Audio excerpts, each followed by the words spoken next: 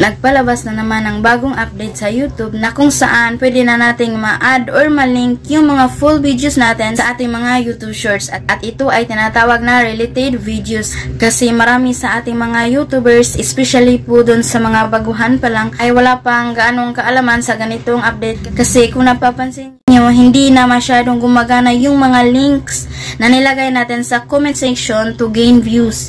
So, I recommend to try this new update. Pero bago po tayo magsimula, if ever bago ka pa lang po sa akin channel, please do consider subscribe po. At pakihit na din po yung bell icon para if ever may bago tayong mga tutorial videos, ay mabibigyan ka po ng mga notification ni YouTube. At wag din po kalimutan ni hit ang like at i-share na din sa iba para maging aware din po sila. Kaya without any further ado, let's go!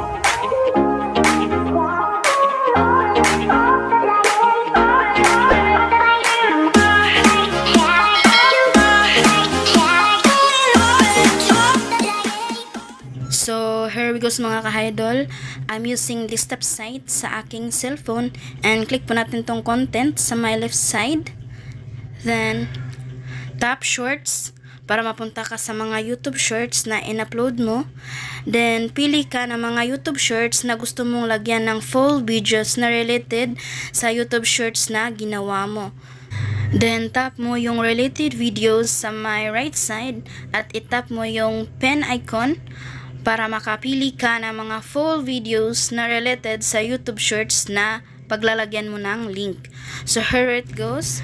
Nakapili na po tayo. Then, tap nyo po yung save icon pag nalagay na po siya sa related videos para ma-save po yung ginawa nyo. So, ngayon, ang gagawin natin, i-refresh po natin at titingnan natin sa ating desktop site kung na-save po ba yung full videos na nilagay natin sa ating YouTube Shorts.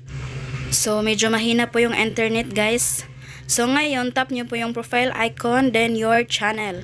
So, here it goes. So, ngayon, tap natin yung YouTube Shorts na nilagyan natin ng full videos.